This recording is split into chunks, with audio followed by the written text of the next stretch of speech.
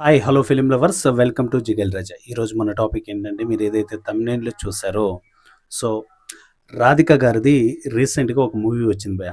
ఆ movie review కూడా మన ఛానల్లో ఉంది, ఒకసారి వెళ్ళి చూడండి.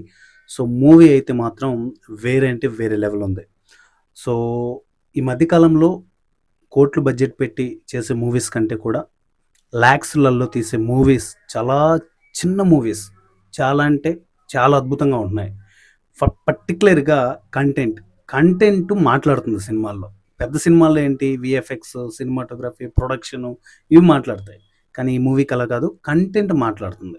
సో నాకైతే మూవీ పిచ్చగా నచ్చింది. సో ఈరోజు మన ఈ టాపిక్ మూవీ గురించి కాదు.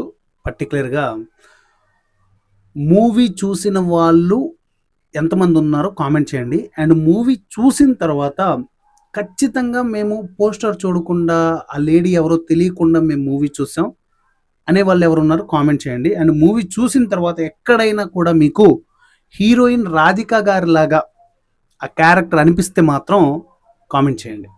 ఓకే, ఎందుకు ఇన్ని కామెంట్ చేయమంటున్నానంటే నేనే పర్టికులర్‌గా ఫస్ట్ పోస్టర్ చూశాను. పోస్టర్ చూశాక అరే ఇదేదో కొద్దిగా డిఫరెంట్‌గా ఉంది, ఎవరు ఈవిడ అని చెప్పేసి మా సర్కిల్ అంటే మా రిలేషన్‌లో అడుగుతుంటే మా సిస్టర్ చెప్పిందనమాట. అన్నా ఈవిడ రాధిక గారిలాగా ఉంది కదా అనేసి. అరే అవును కదా అని చెప్పేసి కొంచెం ఆ మూవీ గురించి డీటెయిల్ తెలుసుకున్న తర్వాత ఎందుకో చూడాలనిపించింది. అందులోనూ మన శివకార్తికేయన్ ఉన్నారు కదా, ఆయనే తమిళ యాక్టర్, హీరో. సో ఆయన ప్రొడ్యూస్ చేశారు ఈ మూవీకి. సో చూద్దాం, ఏదైనా డిఫరెంట్ ఉంటేనే కదా ఇంత పెద్ద స్టార్ హీరోస్ ఒకరు ప్రొడ్యూస్ చేసి ఒకరు యాక్టింగ్ చేసి చేయగలరని చెప్పేసి మూవీ స్టార్ట్ చేశాను. మూవీ అయితే వేరే లెవెల్ అనిపించింది.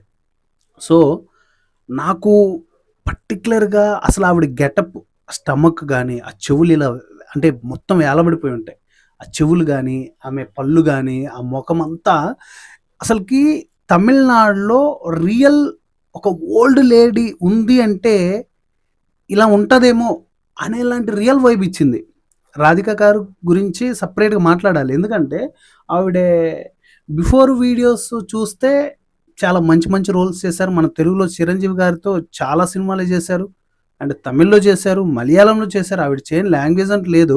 సో అలాంటి ఒక పెద్ద స్టార్ హీరోయిన్ ఇలాంటి ఒక క్యారెక్టర్ చేయడం ఏంట్రా బాబు అనిపించింది. నిజంగా ఆవిడ డెడికేషన్‌కి హ్యాట్స్ ఆఫ్ చెప్పాలి. ఎందుకంటే మనం 'దశావతారం' అండ్ 'ఐ' సినిమా, 'అపరిచితుడు' ఇవన్నీ చూసినప్పుడు విక్రమ్ అండ్ మన కమల్ హాసన్ గారు వీళ్ళంతా కూడా మేకప్ వేసుకునే దాంట్లో వీటన్నిటిలో మంచి డెడికేషన్ పర్సన్స్ రా అంటాం. సో ఇక్కడ రాధిక గారిని చూసాక ఏమంటారు కామెంట్ చేయండి. సో రాధిక గారి డెడికేషన్‌కి హ్యాట్స్ ఆఫ్. నెక్స్ట్ వీడియోలో మళ్ళీ కలుసుకుందాం. Thank you.